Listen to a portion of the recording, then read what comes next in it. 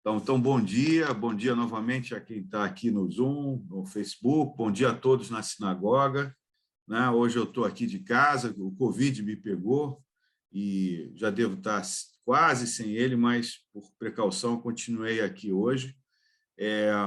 Bom, vamos começar agora nosso estudo comunitário de quinta-feira da Parashá Be'atot Echa, tá?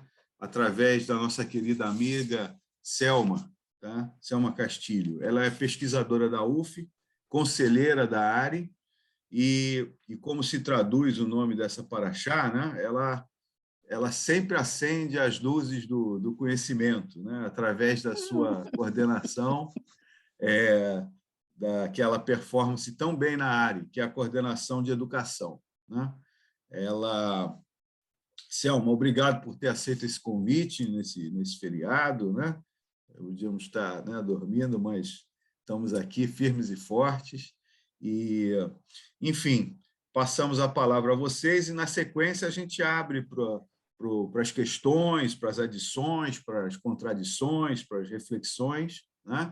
E também aqui, lembrando, como o Rafael muito bem colocou, vamos dedicar esse estudo à memória do querido, de memória saudosa, Alberto Léo. Tá?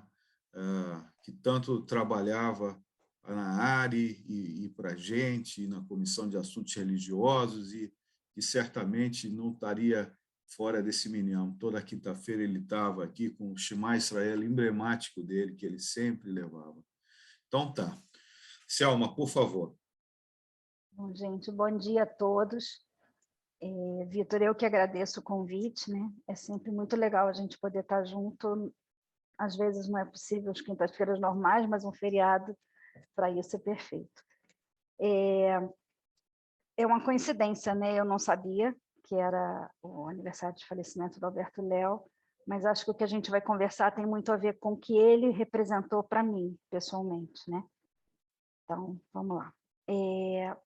Como o Vitor já falou, a paraxá dessa semana é Be'atot Ha, e é uma paraxá assim, muito densa, porque ela tem vários temas interessantes, e a gente já teve vários estudos emblemáticos sobre ela. E, na verdade, assim, à primeira vista, esses assuntos parecem assuntos independentes. Mas, conforme eu fui lendo a paraxá algumas vezes essa semana, né, tentando achar qual seria o fio condutor que eu queria dar para esse estudo, eu acabei enxergando ali uma série de dinâmicas, né, do povo naquele momento, que me remeteu a um paralelo com a nossa vida comunitária em diversos ambientes, inclusive a nossa vida sinagogal, nos dias de hoje, né? E alguns desses desafios que estão postos para a gente em termos de construção de uma vida comunitária. E aí eu achei que valeria a pena dividir essa visão ou essa reflexão sobre esse texto, trazendo para esse momento mais atual. E assim, já peço desculpas se isso não é exatamente o modelo que a gente costuma trazer para esses estudos, mas enfim, nessa semana foi o que me tocou. A paraxá começa com Deus dizendo a Moisés para ordenar a Arão que acendesse a menorá, né? E logo depois ela fala da purificação dos levitas e de como a idade afetaria a execução, né, dessa função. E logo depois ele fala da preparação dos levitas para o serviço na tenda da reunião. Na sequência, a paraxá vai falar de Pessah e de Pessah Sheni, e descreve em detalhes a nuvem que acompanhava o povo durante a peregrinação no deserto e que marcava tanto a presença de Deus entre eles, quanto os momentos de se levantar ou de montar novamente o acampamento. E também fala das trombetas de prata de Moisés e o seu uso nos dias comuns e nos momentos festivos. Também tem uma descrição detalhada da organização que era feita para que fosse possível levantar o acampamento, né? Assim, descreve tribo por tribo como é que seria o início da locomoção, para que fosse possível a saída de uma forma mais ordenada. Logo depois a caminhada se reinicia e a paraxá relata, então, a insatisfação do povo, a queixa por comer apenas o maná, dia após dia, e a demanda, né, por voltarem a comer carnes, peixes que eles tinham no Egito. Aí a gente vê um Moisés angustiado que pede a Deus ajuda para lidar com essa insatisfação do povo, e na sequência, então, Deus ordena que ele selecione os 70 líderes que passariam também a ser dotados de alguns dos dons que o próprio Espírito Divino teria dado a Moisés. Eu achei interessante porque Josué, quando dois desses anciãos começam a fazer profecias, Josué se preocupa com uma eventual concorrência, né? Mas essa preocupação a gente não observa na reação de Moisés, que, na verdade, vai passar a ter a sua autoridade compartilhada com outros líderes. Deus, então, concede ao povo as codornas em abundância, mas, na sequência, envia uma praga e muitas pessoas vêm a morrer. E, por fim, então, a Paraxá vai relatar o episódio em que Arão e Miriam falam contra Moisés, do adoecimento de Miriam e da compaixão de Moisés para com a irmã. Bom, o que isso aí despertou em mim, né? Primeiro, a seleção dos levitas, né, me remeteu à ação dos voluntários na comunidade. Quando se menciona especificamente o período da vida em que os levitas poderiam estar executando essas funções, o texto me traz uma preocupação com a renovação, né, dessa força de trabalho que precisaria ser recolocada. E aí a gente fica pensando que hoje todos os líderes, sejam religiosos, os mesmos gestores das nossas instituições, eles continuam precisando que um grupo grande de pessoas se comprometa de forma voluntária com a realização de inúmeras tarefas, né? Seja na sinagoga, seja na comunidade em geral. Mas, assim como os levitas precisaram ser preparados para iniciar a sua atividade, a gente também precisa se preocupar em transmitir para as novas gerações esse compromisso, né? O hábito de construir coletivamente a responsabilidade compartilhada pelas nossas instituições. E da forma como eu vejo hoje, esse é um dos grandes, se não for o maior, desafio que as comunidades, de uma forma geral, enfrentam, né? A gente está numa sociedade cada vez mais individualista e que parece atribuir sempre a outro a responsabilidade de construir o que é coletivo, né? Quando essa paraxá fala da celebração de Pêssar, e mais especificamente de Pêssar Sheni, o texto me lembra da preocupação de assegurar a todos a possibilidade de vivenciar o seu judaísmo, né? E isso, para mim, é uma marca muito forte na área, aliás, uma marca que me é muito cara, e me fez lembrar de todo o processo que a gente passou nos últimos anos, né? Nós precisamos nos reinventar para que essa vivência pudesse permanecer viável para todos, e eu acho que a gente fez um excelente trabalho, né?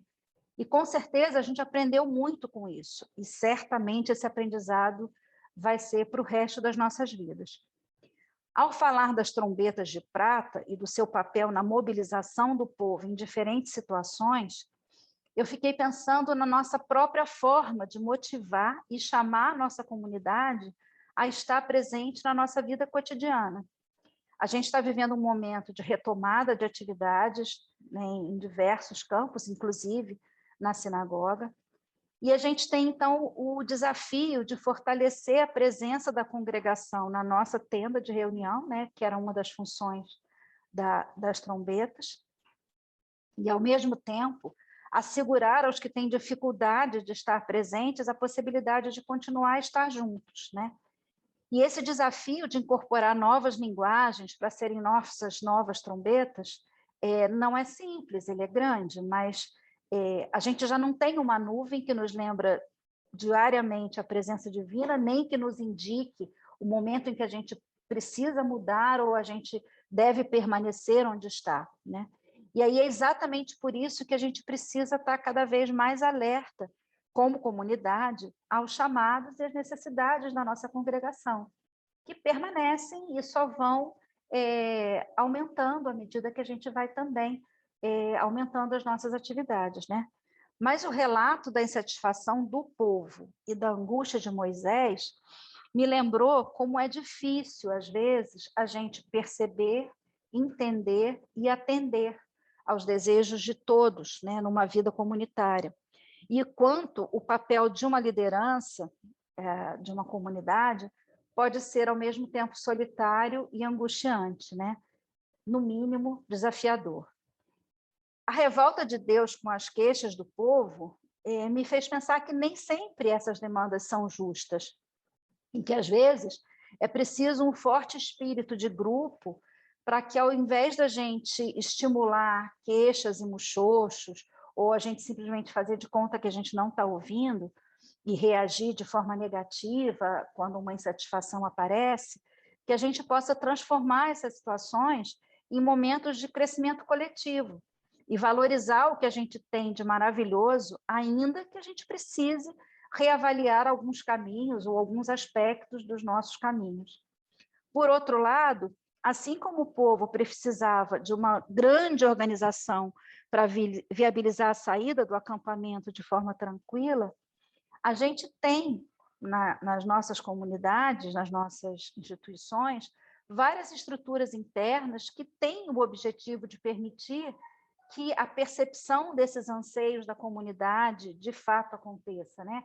Que todos possam colocar suas vozes e braços a serviços dessas comunidades e que assim cada um possa assumir o seu papel nesse caminho. Aqui na área, só para dar um exemplo, daqui a pouco a gente vai ter a renovação tanto do conselho quanto do executivo, por exemplo. E as nossas comissões estão sempre de braços abertos para incorporar novos voluntários.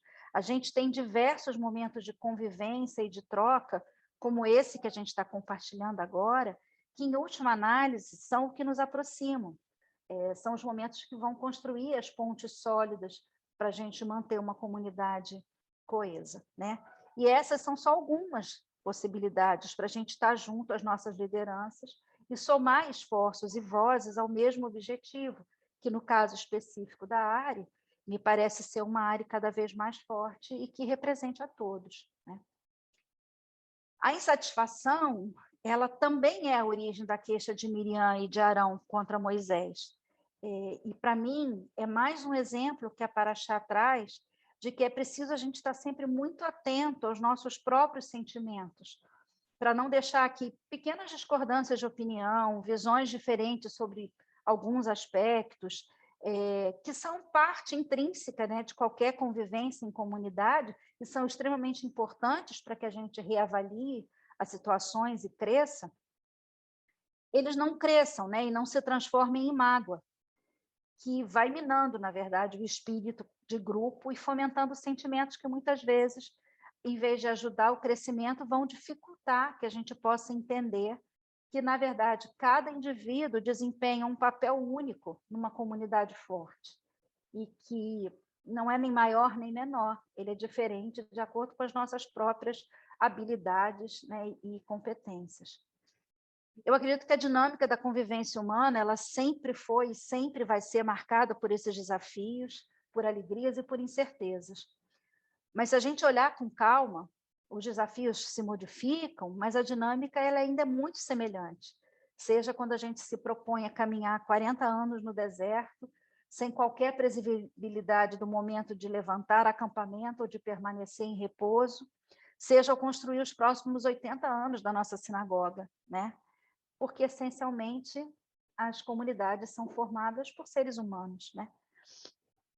Mas eu li uma frase num texto, acho que do Rabino Sacks, que me pareceu que sumariza muito o que essa paraxá me trouxe essa semana, e que agora, né, sabendo, ou lembrando do Alberto Léo, também me mostra muito o que ele sempre me inspirou, né? O que ele sempre me trouxe como exemplo e como personificação, eu acho, né? Que, na verdade, uma sociedade na qual a gente tem altos níveis de atividade voluntária, ela simplesmente vai ser um local melhor mais feliz do que aquele onde essa contribuição não está presente. Eu acho que era isso que eu queria dividir com vocês hoje. Muito legal, Selma, muito mesmo. Muito oportuno e muito legal. Bom, então abrimos aqui, estamos batendo palma lá na sinagoga. Vamos então aqui abrir para quem quiser começar a falar, né?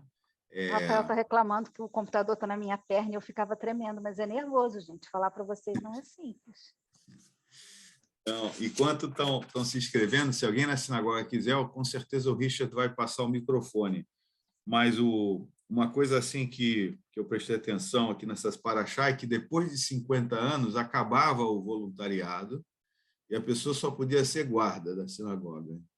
E aqui na área é o contrário. Com 50, a maioria dos voluntários estão acima dos 50. Realmente é uma coisa assim que deve ser geral, mas não significa que a gente não deva lutar contra isso, né?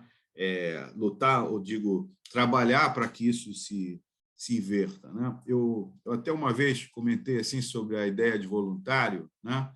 Por que um voluntário trabalha, né?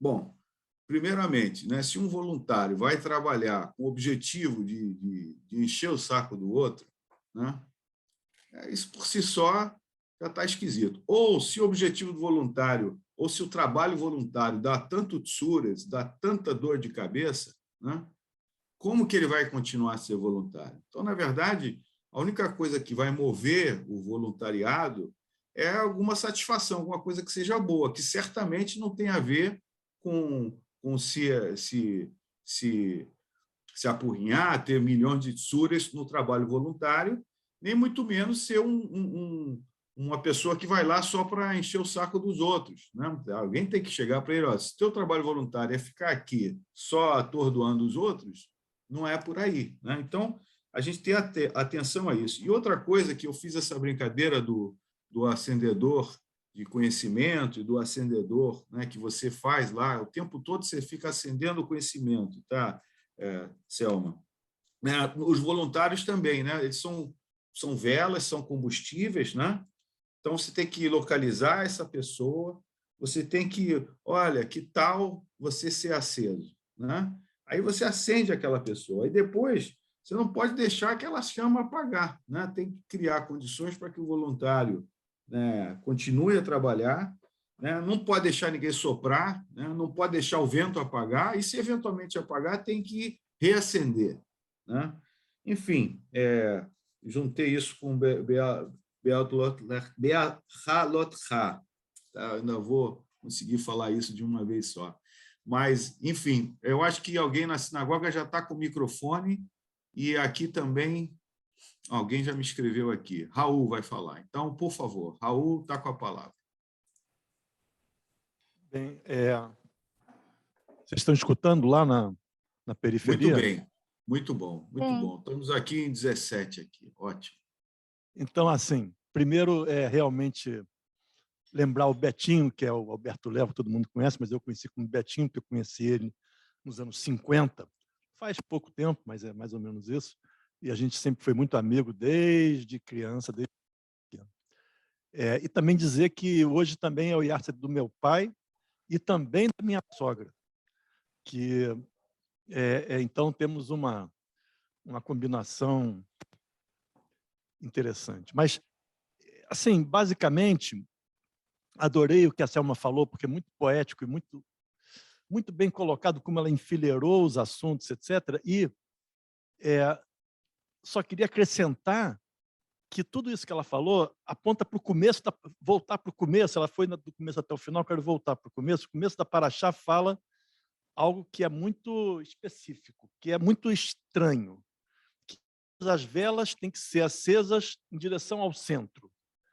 Agora, como é que você pode acender velas em direção ao centro, sendo que a menorá é plana, assim, né? É uma linha reta cada vela. A gente tem um desenho da menorá feito, não sei o que, é uma linha reta cada vela. Como é que você acende uma coisa que está aqui com a luz em direção ao centro? Nunca, né? Fisicamente, nunca. Então, evidentemente que essa leitura não pode ser tomada fisicamente. E ela tem que ser tomada em relação a uma dimensão figurativa dessa ideia de acender as velas em direção ao centro. Como a Selma falou muito bem, que foi muito bonito, que cada vela dessas é um voluntário, né? Que todos os voluntários, então, têm que se dirigir ao centro, ou seja, a construção daquilo que eles estão se propondo a construir. Então, essa ideia, no final, de que a gente precisa de todo mundo e que as pessoas não podem se aborrecer pessoalmente, eu acho muito difícil você não se aborrecer pessoalmente com alguém ao longo dos anos, entende? Eu nunca lembro de ter brigado com o Betinho, apesar de conhecer ele muito tempo, mas também nunca convivi com ele o dia inteiro. Mas quando você convive o dia inteiro com alguém, não dá para você, não, um belo momento, brigar e tal. Pô, mas também é o Betinho. Não por causa de mim. Eu ia falar de mim agora. Então, eu já briguei com muita gente, mas nunca perdemos, nem quem eu briguei, nenhum dos dois lados, a direção de que a gente está brigando olhando em direção ao centro, olhando em direção ao comum.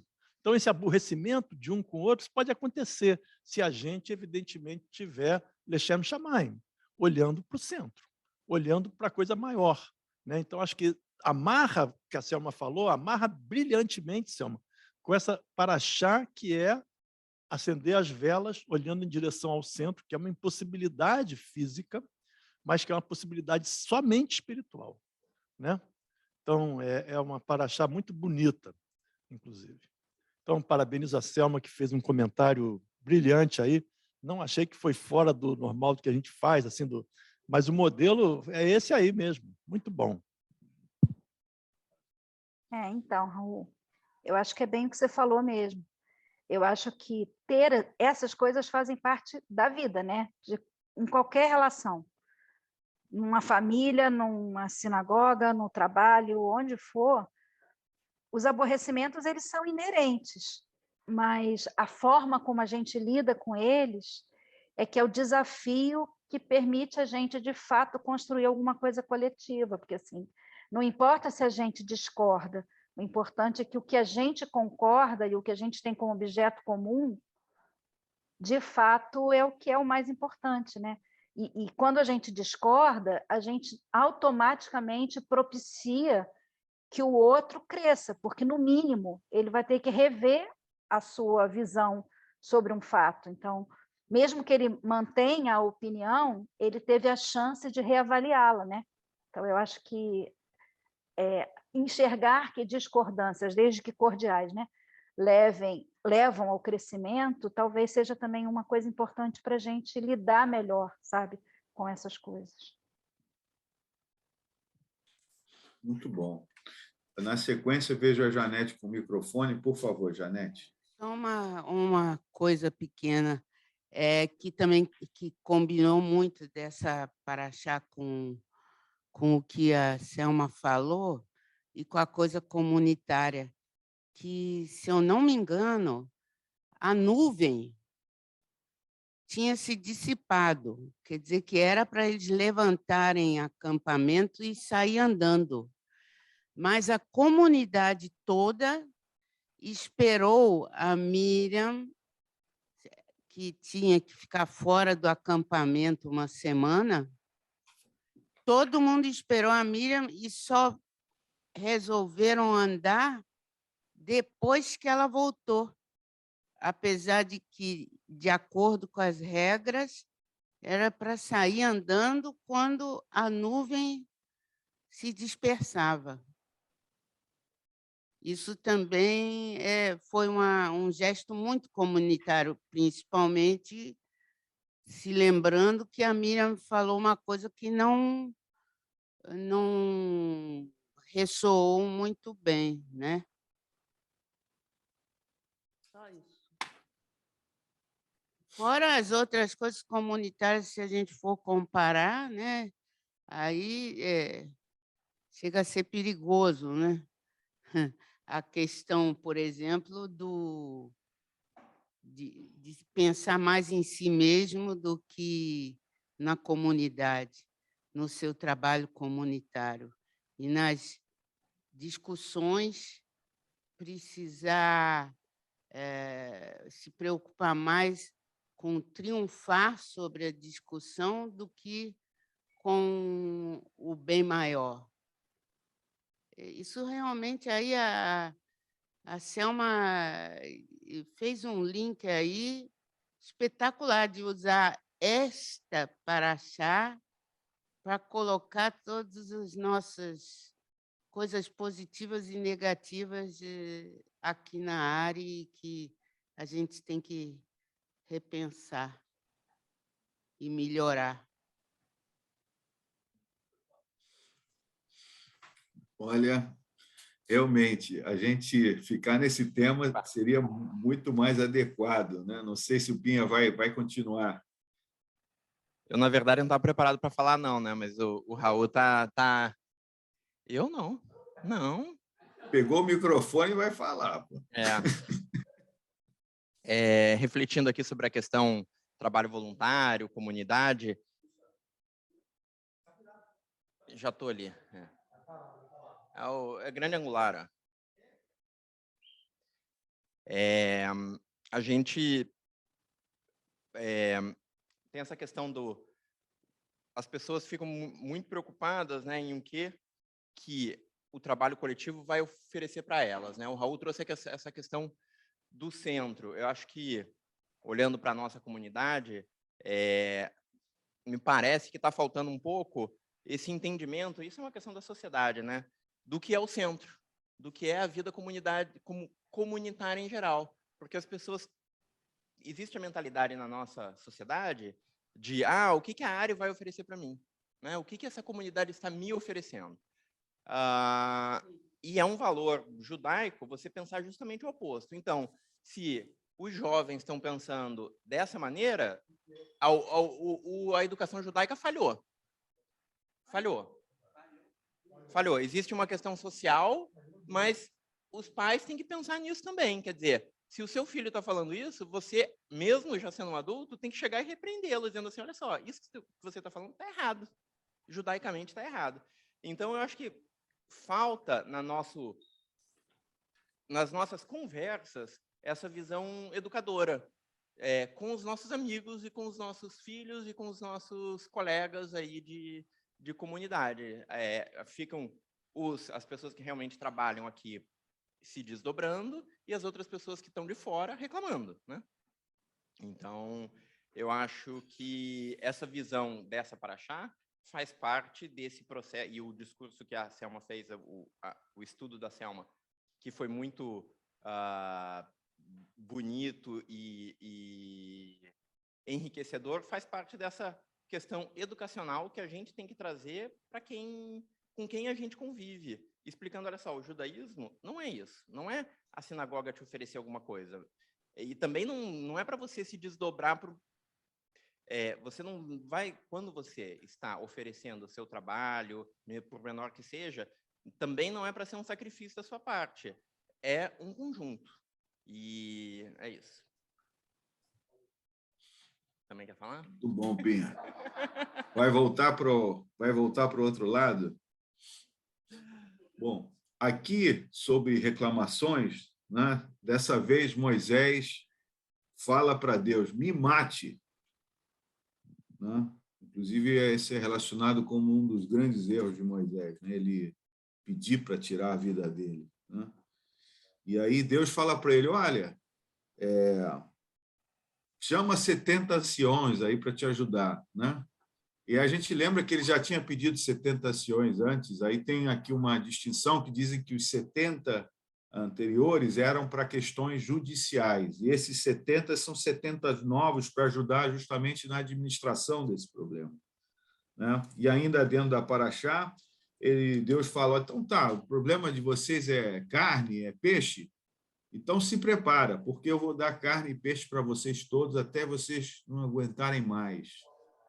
E aí Moisés de novo erra, fala assim, eu duvido.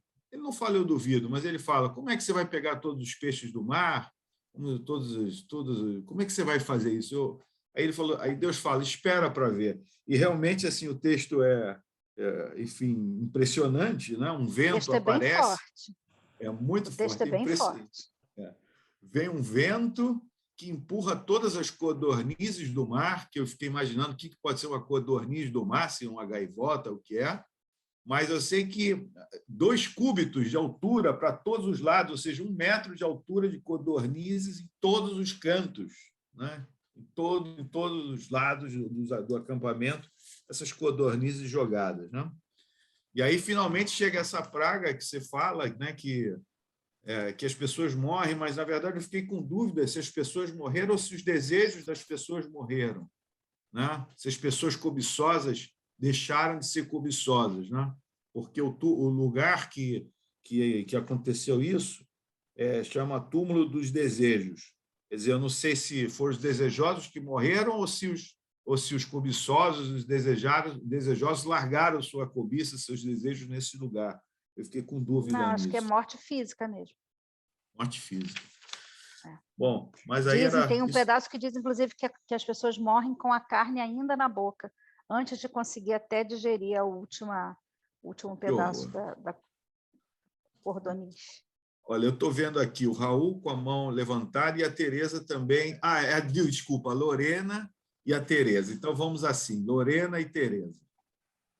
Kol HaKavod, Sônia, foi uma belíssima leitura, achei muito metafórica e muito conclusiva, né, da posição de um voluntário numa sinagoga como a nossa, uma Kehilá como a nossa, que precisa de tanta ajuda mesmo. Foi muito bonito mesmo, emocionante e muito inteligente, como você fez a leitura do vai e vem, né, que ninguém, como voluntário, não pode ser nem cobrado para estar sempre, o tempo todo, todos os dias, 24/7 na sinagoga, ajudando ou não, né, mas essa ideia muito interessante que você colocou aí, e também remetendo ao Alberto Léo, também lembro com muita saudade dele, eu comecei a vir para a área quando eu me mudei para o Rio, 2003, 2004, eu lembro dele sempre aqui no Kabbalat Shabbat, sorrindo, esperando, né, recebendo as pessoas aqui, ele era um host, né, da sinagoga, eu tenho essa imagem do Alberto, engraçado.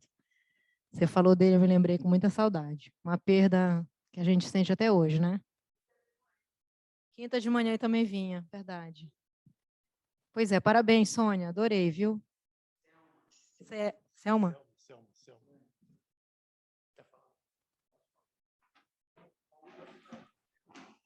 Tem mais? Acho que a Tereza quer falar, aí na sinagoga também. Tereza, por favor. Olha só, bom dia a todos.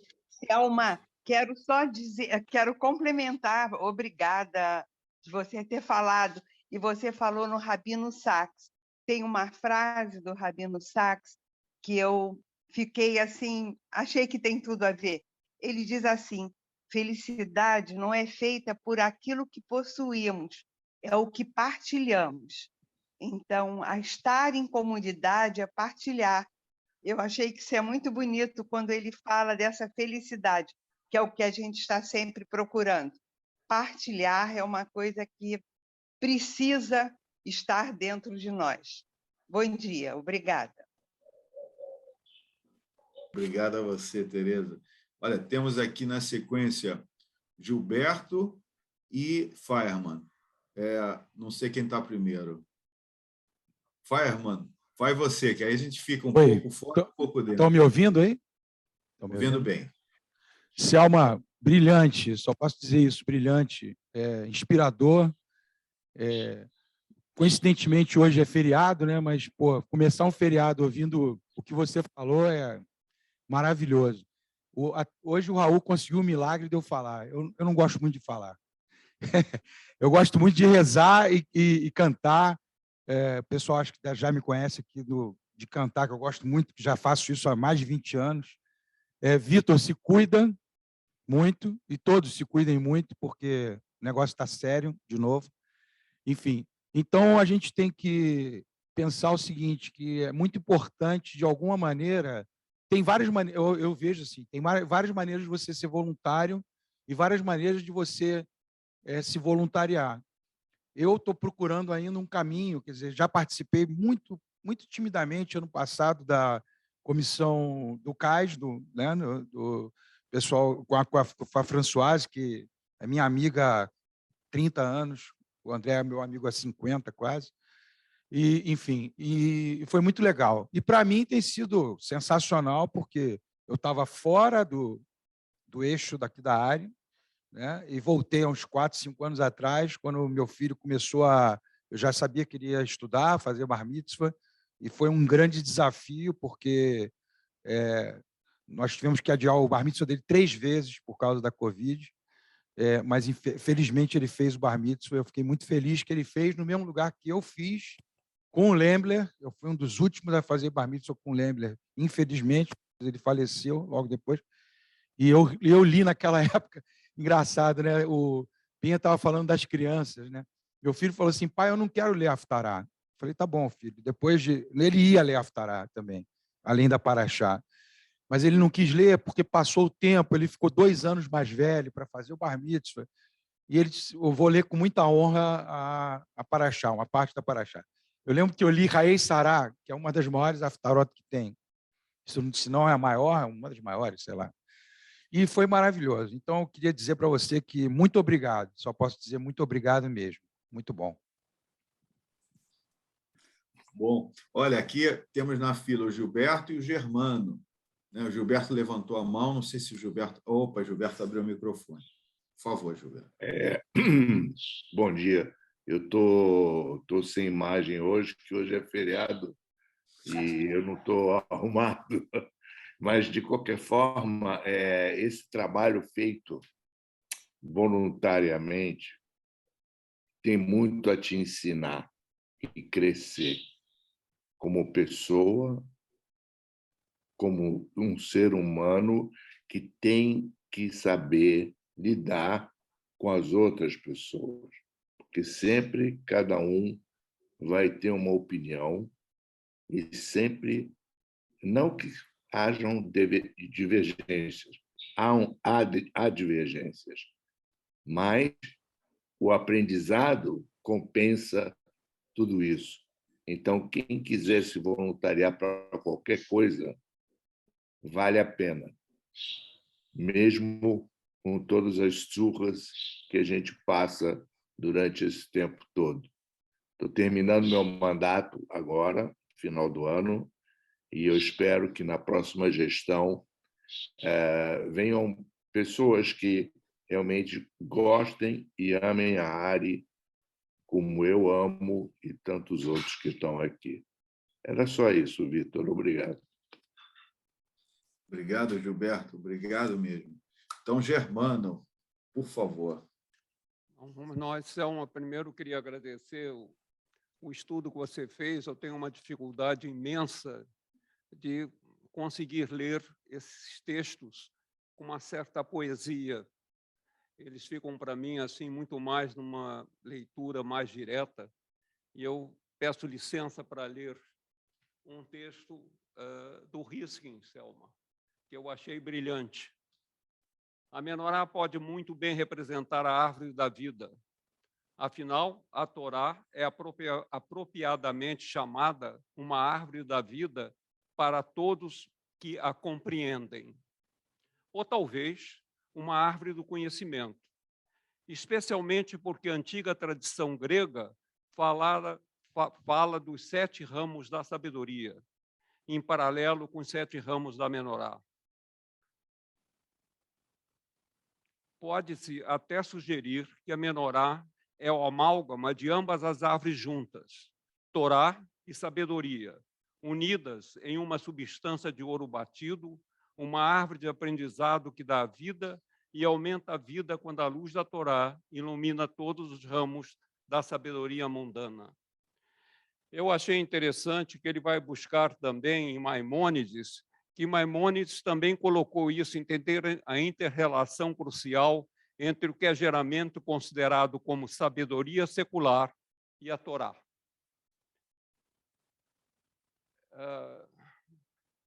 Eu quis só levantar esse assunto pela beleza do trecho que você trouxe sobre a menorá. A Janete colocou uma coisa que eu não consegui entender bem. Você disse que falaram uma coisa que a Miriam falou uma coisa que não era devido.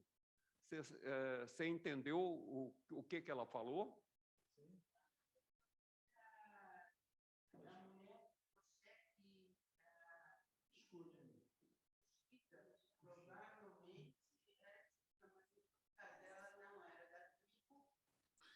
Germana, se você puder refrasear o que ela falou, para a gente não escutou nada.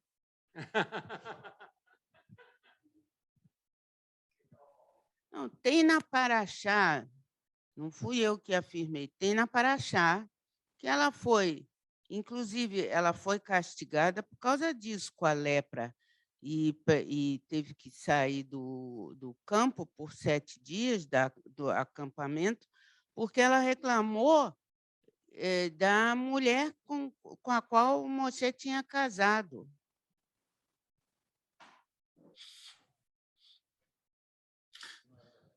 Sim. Janete, eu sinceramente eu entendi desta forma, mas eu vou levantar uma questão que o Tversky levanta. A Torá relata que Miriam e Abrão criticaram seu irmão mais jovem, Moisés. Rashi explica que eles criticaram a sua decisão de ser celibatário. Eles criticaram a decisão de Moisés ser celibatário. Isso não é meu, é do Tversky. Aí, como é que ele foi... Não. Como é que ele foi buscar isso? É uma outra... É porque... Eu não sei como. Olha, tem uma versão aqui, O Plaut Germana, também fala disso. O Plaut também fala. Mas aqui, no Plaut, eu li que a mulher cuxita pode ter sido uma segunda mulher, como ele é celibatário com 2 esposas. Não consigo Pois é, entender. mas o Tversky ele levanta a questão que a crítica de Miriam não foi em relação ao fato dela ser de uma outra tribo. Ele levanta uma outra questão. Agora, por que ele levanta isso? É que realmente no estudo da Torá você tem algumas dificuldades. Por que você vai criticar que ele casou com uma outra tribo, seja lá quem for? Ele levanta uma questão de ser celibatário. E ele fecha a questão, eles não sabiam que Deus havia aprovado a decisão de Moisés. Ainda tem mais essa. Ele interpreta uma outra posição. Como é que os irmãos criticam a irmã quando Deus aprovou a decisão de Moisés? Dá licença aí, vou me intrometer. Não, porque Rashi, quando a gente lê, obviamente que a gente só sabe de Rashi aqui, nós não somos grandes estudiosos, a gente não sabe muita coisa de Rashi. Mas eu já reparei que toda vez, quase toda vez, quer dizer, quando existe uma possibilidade, quando existe uma questão complicada, se você vai ver a opinião do Rashi, sempre é dando uma voltinha, com toda licença e respeito, dando uma voltinha para colocar as coisas no lugar. Porque está muito ipsis literis escrito na Torá, a não ser que ele não acredite no que está escrito na Torá, Rashi. Porque está escrito na Torá que ela reclamou da mulher cuxita. A mulher cuxita era a Cipora, a filha do sacerdote midianita. Não tem como dizer que não. Ou uma outra mulher que não era da tribo. Não dá para o Rashi misturar, fazer essa coisa. Ele sempre tem que justificar.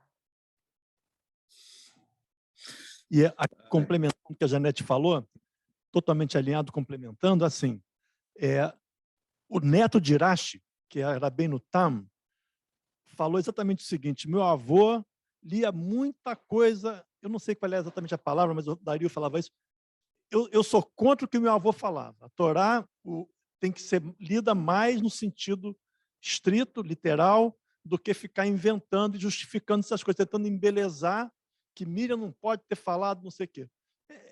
Tem isso. Então, o Rashi tem uma opinião dele. Cada vez que você estuda alguém, que eu acho que é interessante, saindo da discussão em si, cada vez você tem que ver quem você está citando, aonde ele está, qual é o século dele, qual é a posição dele. Porque é muito legal ter todas as posições, mas temos que entender qual é o ponto de vista de cada um para poder, então, achar o global, ou entender a cada pessoa. Rashi era uma pessoa que viveu no século XI, na França, uma visão talvez muito perseguida do judaísmo, muito isolada e tal. Então, tem uma visão, cada um tem sua visão diferente. Nós que vivemos aqui no século da criação de Israel, nós temos uma visão do judaísmo completamente diferente de qualquer outra geração, porque a gente é afetado por um acontecimento que mudou a vida e que vai mudar o judaísmo para frente, não tem a menor dúvida. O judaísmo não vai sair impune da criação de Israel. Daqui a 200 anos, o judaísmo vai ser muito diferente de hoje por causa de Israel. A gente não vai nunca ver isso. Mas obviamente que vai, como o judaísmo não saiu impune das cruzadas, como não saiu impune da Inquisição, e etc. Então, essas coisas têm que... E essa é a grande beleza. Então, acho legal trazer Rashi, acho legal trazer os outros. Agora, tem que olhar isso. E não, a Torá está escrito, não. Se você vai na Torá, vê o que está escrito lá e depois você tem que entender o que as pessoas navegam em cima, né? E isso é a beleza e o fundamental desse estudo todo, né? Mas não é só por causa do século de Rashi, não, porque ele é depois de Maimônides, e Maimônides jamais falaria uma coisa dessa. Maimônides estava na Espanha, Rashi estava na França. Um estava no meio dos muçulmanos, outro estava no meio dos cristãos. Então, a gente tem que poder medir essa tudo. Agora, mesmo no meio de um e de outro, as pessoas podem ter opiniões diferentes, né? Sim. Então, o grande problema é falar, não, mas se Rashi falou, está escrito na Torá. Não. Se Rashi falou, com todo respeito. Está escrito na Torá? Não. Não, o problema é que ele gosta de acertar os ponteiros. Mas o que está escrito? O que está escrito? Miriam e Moisés falaram contra Moisés por causa da mulher cuxita, com quem ele havia se casado. Entre aspas, ele se casou com uma mulher cuxita. E daí? Isso. Naquela época, ele não podia se casar com uma mulher de uma outra tribo, como ele casou com a primeira mulher? É pior, que esse negócio de cuxita ainda tem era a mesma. Não, só de você dizer assim, olha só, se você disser só essa frase, se você hoje disser de alguém que fulano falou que ele casou com uma mulher, não sei, uma mulher, uma índia, uma mulher católica, uma mulher protestante, né? Não precisa falar mais nada. Ele casou, porque eles reclamaram. Não tem dúvida de que eles estavam reclamando. Então, isso eu vou voltar à posição que o Raul levantou. Naquela época, será que eu deveria ver desse jeito? Olha, houve... aquilo era uma coisa muito tribal. Eles tinham outra gente que acompanhava. A primeira mulher dele não é de outra tribo. E daí? Não foi uma coisa... não era uma coisa comum. Não era uma coisa comum. Mas eu acho que em tempo bíblico eu posso entender que poderia ser. Por que não? Olha, Enio Germano... No tom que se falou aí, só no tom, você não precisa nem discutir o que ela falou. Dizer assim como Aaron e ela falaram, era óbvio que eles estavam reclamando alguma coisa. Agora, em Janete, em Germano... Não tem saída. Olha, tem um comentário, Germano, aqui na Torá, no Plauto, não na Torá, pelo amor de Deus, que ele diz o seguinte, que a Miriam reclamou da mulher cuxita. Cuxita é de Cush, vem lá da Etiópia, eu não sei nem da Etiópia, sei lá, da África, tá? Do Sudão, né? E ele fala assim, olha, Miriam reclamou tanto dessa sudanesa, né? Que a tsarat que ela recebeu veio na cor branca. Ou seja, se ela reclamava tanto, né, que da não brancura da outra, que ela agora recebe uma praga branca. Então, tem um caráter assim de uma crítica, inclusive racial. Tá? E, agora, uma coisa que me chamou a atenção, eu não queria estender mais, mas quem reclamou da Cushita foi Arão e foi Miriam. E Arão, não vi nada de errado para ele, passou redondo, não recebeu tsarato, não recebeu nada. Tá? Enfim, eu estou vendo que a gente está 9h37, a discussão esquentou em cima dessa tsarata, essa questão da esposa Cushita Mas, Vitor, sendo feriado, pode ir até às 11h. Eu só não sei o Richard se vai... O Richard está tranquilo aí, né? O Richard está bem, né? Mas, enfim, eu estou vendo a Selma também até cansou de levantar a mão. Selma, você queria falar, desculpa. O nosso sefaradi virou IEC. Verdade. Não, assim, na verdade, eu queria só recuperar uma coisa que o Fermo falou, que eu acho que é super importante, assim, é que às vezes a gente fala de voluntariado, dá a impressão de que eu tenho a leitura de que o trabalho voluntário ele vem para as pessoas em momentos diferentes, de formas diferentes e em doses diferentes, né? Cada um faz de acordo com aquilo que pode, e o importante é decidir contribuir para uma comunidade. Mas é igualmente importante ser comunidade, né?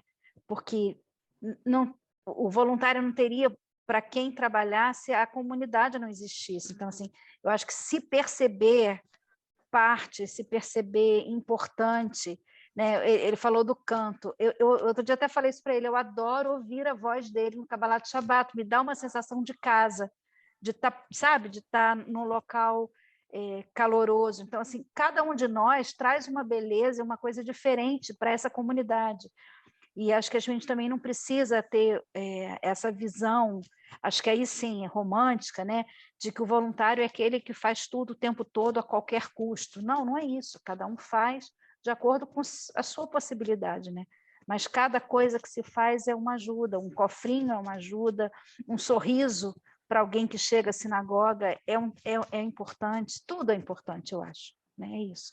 E só para complementar essa coisa de Miriam e de Arão, para botar mais lenha na fogueira, é assim, a mim me dá um pouco a sensação, e eu não sei se é por isso que a Paraxá começa com Arão acendendo a menorá e termina com ele e Miriam criticando, né, Moisés, me passa muito uma questão assim de que os dois não se sentiriam tão valorizados assim por Deus, já que eles falam não só da mulher, mas falam, mas foi só com ele que ele falou? Ele também fala com a gente, né? Nessa questão de comparação com Moisés, o que é ultra normal, qualquer um que tem mais de um filho sabe que isso acontece o tempo todo, essa disputa, né, entre os irmãos. Eu acho que o problema não é o sentimento e o aborrecimento e a magoinha aparecer. Eu acho que o problema é quando você permite ou que isso tome uma proporção que quebra o laço e não fortalece o laço, entendeu?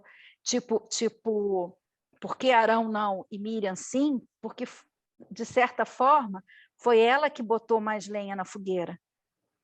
Talvez para pegar um sentimento que já estava em Arão e fazer ele se transformar numa força que pudesse vir a ser deletéria para aquela comunidade, né? Então, assim, acho que é isso. Esses sentimentos fazem parte da nossa essência. Todo mundo sente isso o tempo todo. O problema é se a gente vai jogar mais gasolina ou se a gente vai tentar olhar, sei lá, vamos supor que eu fique chateada com você por alguma coisa, Vitor. A diferença é se eu vou olhar para você e procurar mais motivos para eu ver em você uma oposição, ou se eu vou lembrar de todas as coisas boas, de todos os sorrisos, de todos os momentos positivos que a gente teve e do fato que a gente tem um objetivo em comum, que é uma comunidade. Dependendo de qual seja a sua opção, esse sentimento pequenininho e nem sempre legal, ele cresce ou ele se esmaece, entendeu?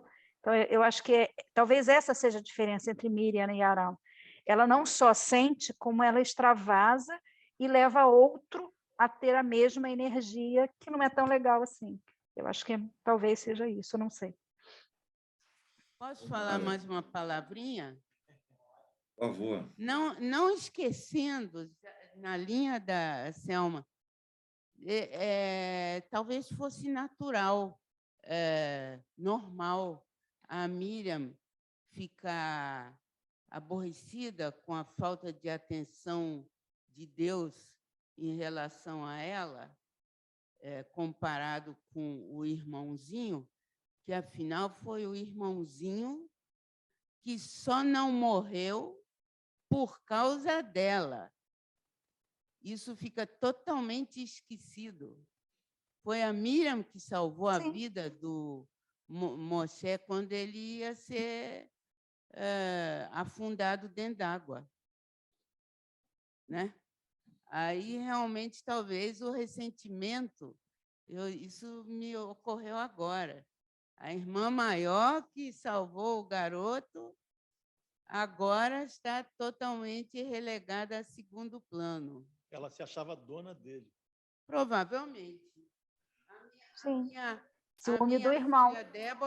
A minha filha Débora se acha dona do irmão menor dela, que é 20 centímetros mais alto do que ela,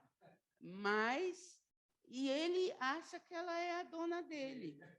Bom, mas assim, a minha mãe era uma tampinha, eu também achava que... Eu sempre falei assim, como é que ela pode ser tão pequenininha e eu senti tão seguro perto dela? Mas eu queria falar uma coisa assim, não sei se o Vitor vai ficar mais chateado ainda, porque nós vamos chegar lá pelo meio-dia, mas assim... Mas hoje é só o Richard. Hoje olha se o Richard está sorrindo ainda. Hoje é feriado. Todo mundo já ouviu falar da Academia Judaica, né, que está tendo, da CIP, que tem cursos maravilhosos e tal, que eu recomendo todo mundo a assistir, são muito bons. E eu estava essa semana, onde a mocinha lá, quer dizer, mocinha não, a professora, estava falando sobre... Ela quer chegar em livro de Virolo, mas para chegar em Virolo, ela começou antes de Aristóteles, em Sócrates, e está chegando, estamos chegando. Acho que na aula que vem, se Deus quiser, ela chega lá. Mas ela fala assim, não, mas o primeiro filósofo foi não sei quem. Eu não falei nada, porque ela não dá chance de ninguém falar nada. Eu falei assim, pô, mas não. A Bíblia, não é um livro de filosofia, é um livro de entender o mundo. Não é? A história de que a Bíblia centra em Deus é uma forma também de entender o mundo. E a Bíblia, se a gente for na Torá, no Tanar, e agora tem tudo a ver com isso que a gente está falando aqui, o relato deles das relações humanas, inclusive isso da irmã, do irmão, mais novo, mais velho, não sei o quê, e tantos outros relatos, são tão profundos e delicados e bem colocados que, assim, Shakespeare tentou fazer uma coisa parecida, né? Mas a Bíblia é muito melhor. A Torá é muito melhor, é muito mais delicada. Você vê que ela conta essas histórias, a gente fica sempre olhando para a história e não para o que está atrás da história. É sensacional. Isso que a gente está vendo aqui hoje, a gente começa a ver, sim, mas a irmã, isso não tinha pensado, a irmã se sentia dona dele, porque isso nunca tinha me ocorrido.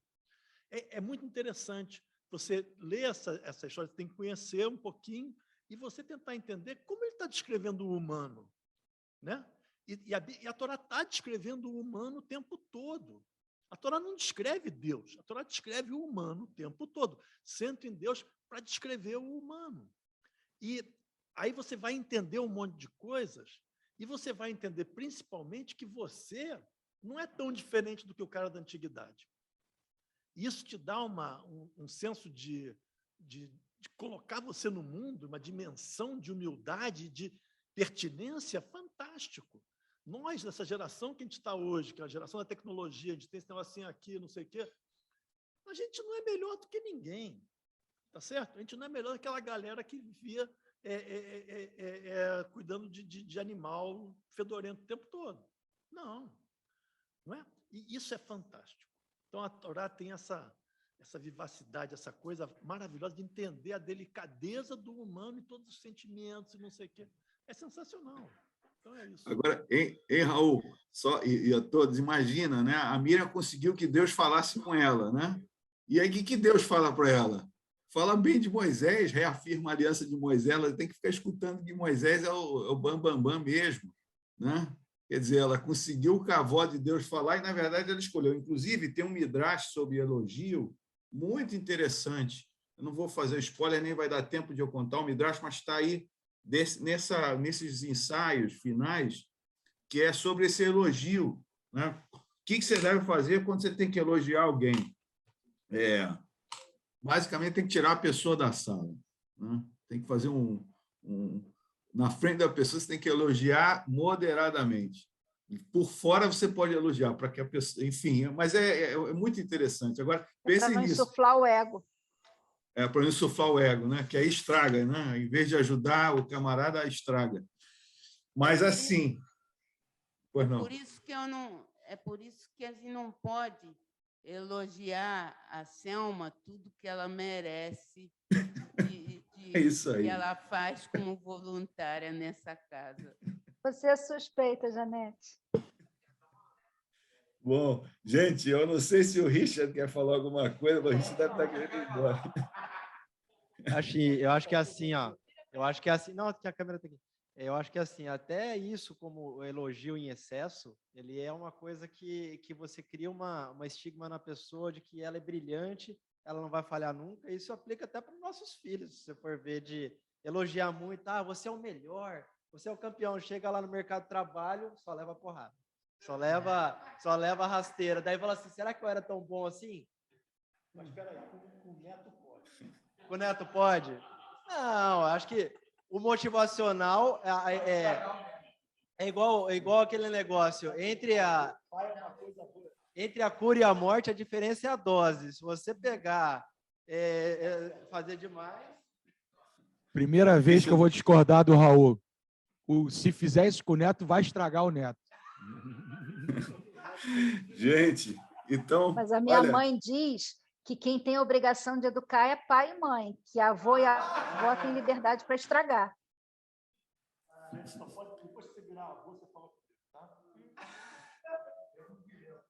Gente, então eu vou cometer aqui o pecado de encerrar a sessão, porque está muito bom, mas já está bem adiantado aqui na hora. Então, assim, vamos aqui, mais uma vez, agradecer muitíssimo ao estudo da Selma, que trouxe tão bem, né, essa questão do voluntariado e tudo que a gente navegou aqui. Realmente, a palavra aqui, deslanchar, ficou perfeita, porque ela navegou aqui em tanta coisa. Então, Selma, obrigadíssimo, bom feriado por aí. Amanhã, hora do cafezinho, né, presencial na área, Kabbalat Shabbat, enfim, novamente, quem pode ir, vai, porque realmente a experiência é outra. Tá? E quem não pode, enfim, que tente fazer o melhor aqui da maneira digital. Tá? Da mesma forma, Shaharit, no sábado, às 10 horas da manhã, mais estudo, também tem um grupo de estudo muito legal no sábado, que acontece, não acontece acontece a Drachá, enfim, o estudo, mas depois ficam realmente discutindo, e é muito, muito interessante quem puder participar, que entre também no Shaharit às 10 horas nos sábados. Bom, compre os seus halot antecipadamente, deixem aí coloque o despertador para comprar o halá até quarta-feira da semana que vem. Enfim, Bar Mitzvah adulto, aqui, o início das classes em 3 de agosto. Se inscrevam, tem um site aqui, olha, sites, google.com, tirem uma foto aí, ou procurem nas mídias da área, que esse endereço vai estar ali, claro. Bar Mitzvah adulto. Bom, aqui continua a situação na Ucrânia, cada vez pior. Enfim, não sei realmente, não sabemos como vai acabar e continuamos sem saber. Que possamos apoiar as comunidades da Ucrânia, né? E que não esqueçamos que a guerra continua e enfim, isso está errado, completamente errado. Bom, aqui mais uma vez o voluntário apareceu. Se houver outro, já que eu não tirei, se houver um outro voluntário, por favor, coloque. Mas, Richard, obrigado por ter feito a indicação. E continuem a fazer as contribuições de roupas de frio e cobertores e tudo mais. Entreguem para que a CAIS possa fazer chegar a quem precisa, né? A quem precisa, especialmente frio nesse fim de semana. Imagina quem está na rua. E agora, Bom, o Birkat Amazon, todo mundo junto. Né? Opa. Birkat Amazon, com o pessoal que está aqui, com o pessoal que está em casa. Meu Tá Deus, bom? tá bom. Olha, o Apoia a Ari é uma coisa importante também. Está começando a partir dessa semana, né? Vão receber ligações em casa. As ligações vão pedir as doações de Amim Noraim. Precisamos da generosidade, do compromisso de todos para que essa arrecadação de Amim Noraim seja realmente expressiva. Então, por favor, não deixem de apoiar a Ari, né? Aqui, aos que acompanham pelo Facebook, pelo Zoom, enfim, que façam suas contribuições junto a quem está ligando, ou entrem nos sites da Ari e já façam com os apoia Ari que está aqui colocado. Então, o Birkat Amazon em conjunto, né, Raul? Você está Claro. com livro? Está com livro aí? Mas para quem já comeu, né, Raul? Quem não comeu... Quem não comeu devia ter comido. Vamos lá. Haverá